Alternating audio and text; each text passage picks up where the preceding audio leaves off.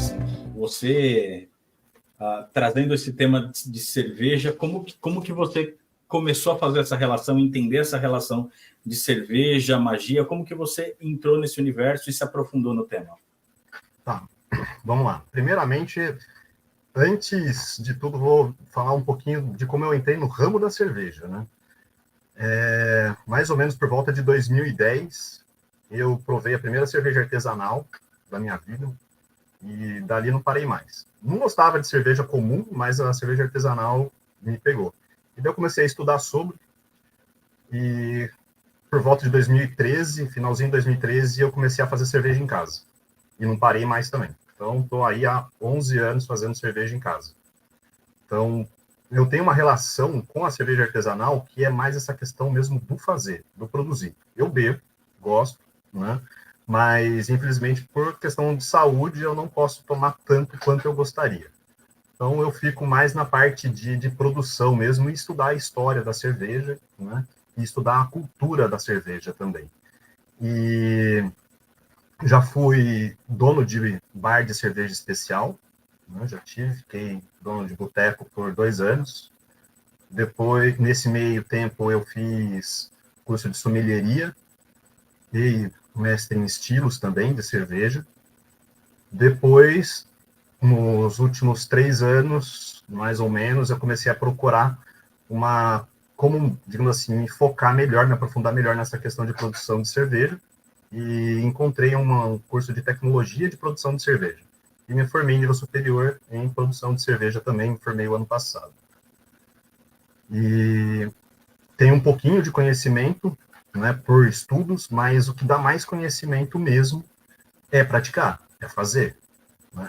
Isso é uma coisa que faz um paralelo com a magia. Não adianta você ficar engolindo livros, engolindo cursos da torta e à direita, mas se você não for lá e fazer, você não vai compreender direito o que está acontecendo. E a cerveja é a mesma coisa. E, como a magia também, a partir do momento em que você começa a fazer, a produzir, a ver todas aquelas transformações, né, acontecendo, aí fisga mesmo. No meu caso, desde a primeira vez que eu peguei aquele monte de grão, coloquei na água, fiz aquela sopa horrível, e de repente, algumas semanas depois, eu estava tomando uma cerveja linda, maravilhosa, gostosa, saborosa pra caramba. Foi mágico.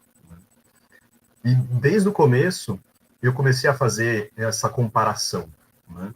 Quando você começa a produzir a cerveja, a ver aquelas transformações, você começa a fazer um link. Quem já é do meio magístico vai conseguir ver os links perfeitamente.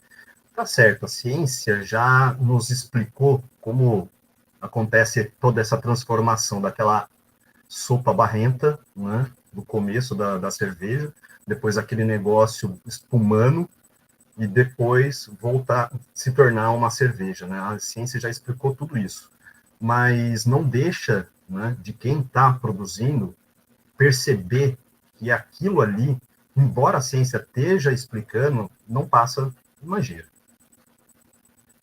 E outras coisas, né, conforme eu fui estudando, foi aparecendo, né? Eu comecei a estudar a história da cerveja, né? E vi que, por exemplo, os primeiros, digamos assim, os resquícios de cerveja mais antigo que foi encontrado remonta a 11 mil anos antes de Cristo. E o mesmo estudo, a mesma faculdade, conseguiu mostrar também que o de pão é um pouco mais antigo, questão de 13 mil anos antes de Cristo. Isso foi um estudo de 2018. E o pão, pelo que eles perceberam, o pão já era feito, era produzido, era carregado, mas a partir do momento em que eles começaram a fazer cerveja, né, que veio o sedentarismo, né, a Revolução Verde, a Revolução Agrícola, veio a partir do momento em que as técnicas de produção de cerveja começaram a melhorar. Aí eu sempre fiquei pensando, né? Tem gente que realmente fala que o sedentarismo, que essa revolução agrícola vem por parte do pão, e outros agora estão falando que vem por parte da cerveja. Eu penso da seguinte maneira. Imagina lá, Final do Mesolítico, né? Imagina um Homo sapiens já, mas no final do Mesolítico, fazendo pão.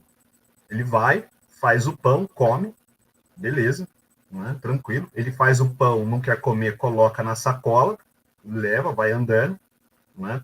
Só vai precisar de uma fogueira para assar o pão. Agora, de repente, tem um cara que vai e me descobre, né? No tacho que ele guardou as sementes, e daí começou a chover, ele saiu correndo e largou aquele tacho lá, e foi fazer outras coisas e esqueceu. Voltou depois de uma semana e encontrou aquele negócio cheio de água, de chuva, uma água espumosa. Ele vai e toma aquilo, né? Para experimentar, para ver se os grãos ainda tá bom, né? Ou para ver se aquela água diferente pode ser bebida, né? Final do Mesolítico, né? O ser humano já não era tão fresco como é hoje. E, de repente, aquele líquido começa a fazer ele se sentir bem. Muito bem. Perde medo, começa a perceber que, depois que ele toma aquele líquido, ele tem mais energia e tem mais coragem de correr atrás da caça. Ou que, de repente, ele toma muito daquilo e ele começa a ver coisas que os outros não veem, né? Para ele ligar esse tipo de coisa a algo mágico, não mágico no caso, mas algo divino, é um pulo. Então, eu acredito, né, e alguns estudos mostram também que o sedentarismo talvez tenha começado para a produção de cevada e não para a produção de trigo. O trigo selvagem era fácil de encontrar e ele não é bom para fazer cerveja. Mas a cevada, quando produzida, tem estudos que mostram que era 100% para fazer cerveja. E é aquela, né? Eu não pararia uma viagem, uma trip, né, uma road trip, para comer pão, mas para tomar cerveja, eu pararia, né? Então, conforme eu fui estudando isso, eu fui correlacionando esses tipos de coisa, né? Eu tenho a minha concepção baseada em alguns estudos, né? Mas eu tenho a minha concepção do que eu acho que faria, né, um grupo familiar deixar de ser caçador-coletor para se tornar agricultor, né? E, cara, não é o pão, na minha concepção. Logo depois disso... Posso fazer uma pergunta? Pode, vai lá.